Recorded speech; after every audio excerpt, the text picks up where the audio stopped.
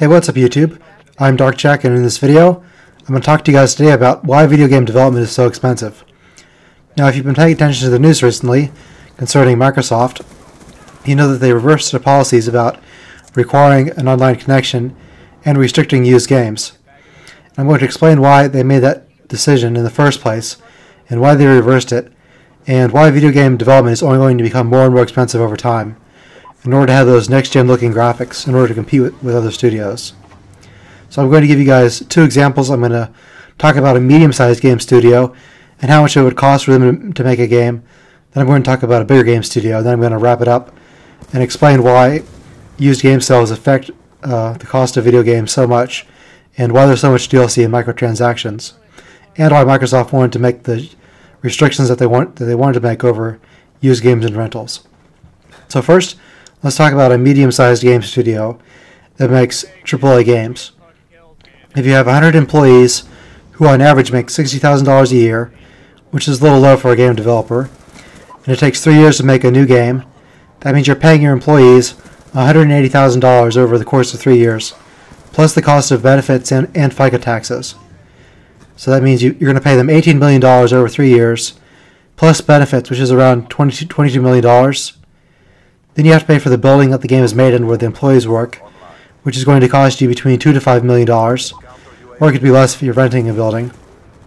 Then you have to pay for the cost of utilities, which is electricity, water, and internet, over the course of 3 years. That could cost you anywhere between $100,000 to $200,000. Then you have to pay for the hardware and the furniture in the building. So you're paying for $1,000 for each computer, for each employee. And you have 100 employees, that's a lot of money. Plus $100 per chair, $100 for the desk, and $500 worth of equipment for each employee to make games on. Then you have to pay for the software in the game engine, and that costs around $1 million. I don't know the exact figure, but if you use a game engine like the Unreal Engine 4 or the CryEngine, you have to pay a license fee, and that can be very expensive, even though I don't know the exact amount. I'm just guessing it's between $500,000 to $1 million. Then you have to pay for the food in the cafeteria to feed all your employees. So feeding 100 employees over 3 years, plus paying for the staff of the cafeteria, is probably around $500,000.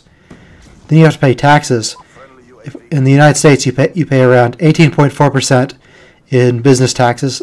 So that means out of all the profit that you make, you have to pay around 18% of it to the government. Then you have to pay state taxes and local taxes as well. So if you live in the state of California, for example, and that's where many game development studios are located at, you have to pay an additional 8% state income tax for businesses. So that means if a game is made in California, 24.5% of the profit of that game goes to the government. Then if the game has multiplayer, you have to pay for the multiplayer servers, and those servers can cost millions of dollars each. So I'm guessing for a medium-sized game, $3 to $10 million at least. And then if you have dedicated servers, it's much more expensive, and that could cost you tens of millions of dollars. Then you have to pay for marketing, because even if you have a great game, people have to know about your game in order to buy it. So marketing for a medium-sized game could cost anywhere between $5 to $20 million to pay for TV ads, radio ads, ads on the internet, on YouTube, and gaming websites. Then if the game has a soundtrack, you have to hire a studio to make your soundtrack for you. That can cost anywhere between $50,000 to $200,000 if you go to Skywalker Sound and have them do a soundtrack for you. Then you have to pay voice actors. That can cost anywhere between $500,000 to $1 million, depending on the caliber of the voice actors you have. Then you have to pay outsourcing costs and testing. So you have to hire other game studios to help you finish the game and to test the game for you. That can cost $1 million. Then you have to pay for patches after the game comes out. You have to fix bugs and release patches. And on Xbox Live, you have to pay $50,000 every time you patch a game, because Microsoft has to test the patch first in order for it to be released. So to summarize, for a medium-sized game studio, over the course of 3 years, it costs around $45 million to make a medium-sized AAA game. Now, it would cost less money if you're doing a sequel, but this is for a new IP. And with a $60 game disc, that $60 is shared by the retailer, the cost of manufacturing the disc and the case, the instruction manual, and the cost of shipping. So the retailer and the cost of the disc and manufacturing it takes around $15 to $20 off the top of the $60, which means the developer or publisher makes around $40 of that $60 of a new game. And of that $40, the government is going to take at least 18% of it from the company. So that means that the developer or publisher is only going to keep around $32 of the $60 that the game was sold for. And if the game does poorly and only sells 1 million copies, that means you've made $32 million after taxes. So if the game cost $45 billion to make and you only made $32 million, that means you've lost $13 million to make the game. And there's no money left over to make a sequel. So as a result, the studio has to be closed down and everyone loses their jobs.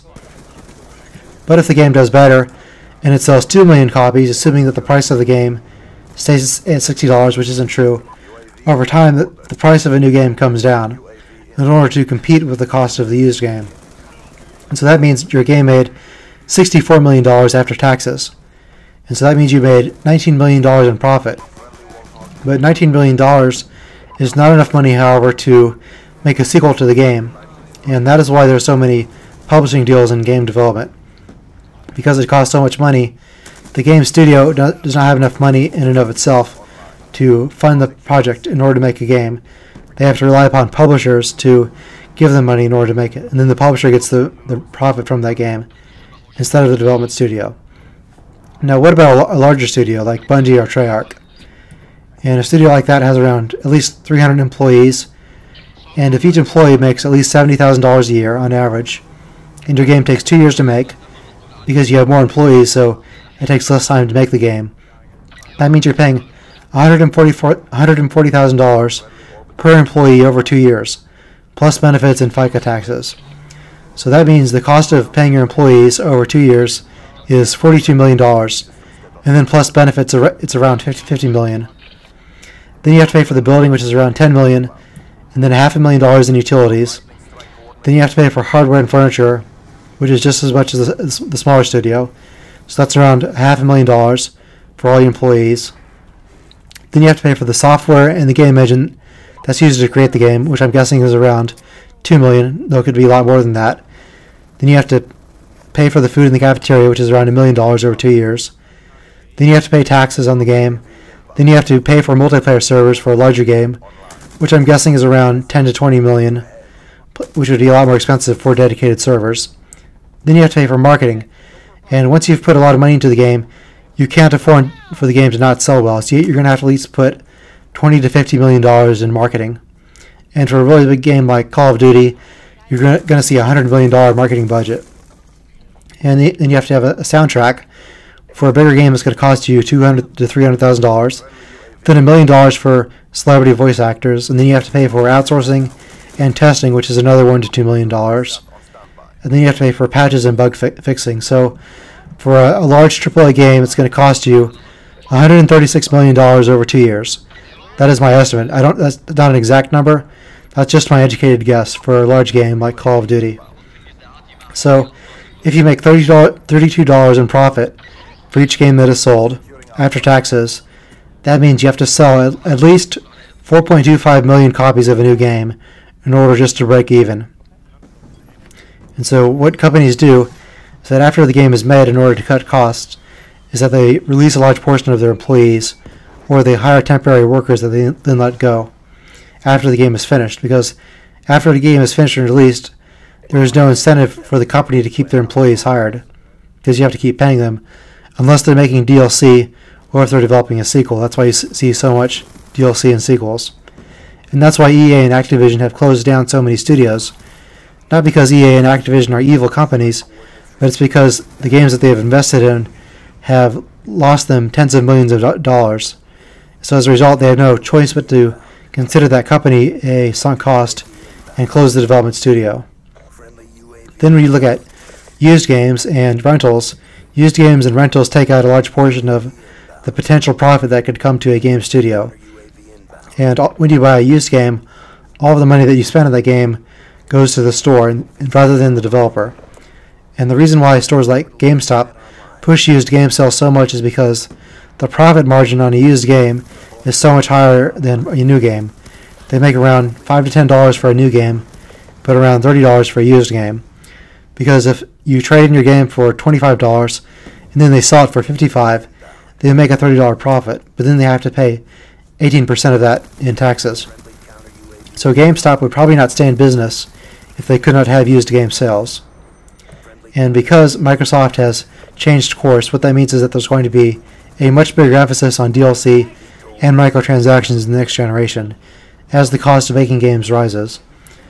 And one of the reasons why there's so many digital transactions is because when you buy a digital DLC or digital microtransactions, 100% of it goes to the developer or publisher, and the cost is not split between the retailer and the manufacturer of the disc and the publisher.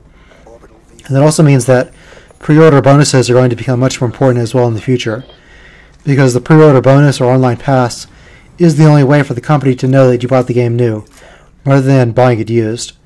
And as a result, companies have to treat you as if you bought the game used, rather than new, and they have to have lots of DLC and microtransactions in order to make a profit off of the game, even if people buy the game used rather than new.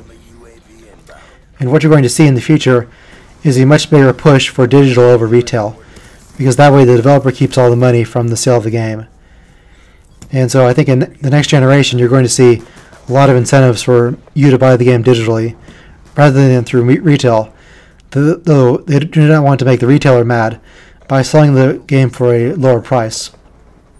And I think what you're going to see in the future is because Microsoft has dropped the requirement for an internet connection, and the reason why they wanted you to be connected in the first place was for cloud processing and cloud computing, as well as the fact that the more people you have online, the more people that buy DLC and digital content. So the more money they make, and also the more money they make off of advertising revenue as well. And in the future, the online requirement will be tied to the game rather than the console. So the game will be always online, whereas the console will not. And that will probably be true of both PlayStation and Xbox. And so the moral of the story is, if you want to support your favorite developer, buy their games new, not used. And so I hope you guys have a better understanding of why Microsoft wanted to go in the direction that they wanted to by restricting used games and rentals, and why the move to digital is inevitable once we all have Google Fiber, when we have good enough internet connections to be able to download a 30 gigabyte game. And I'll see you guys later.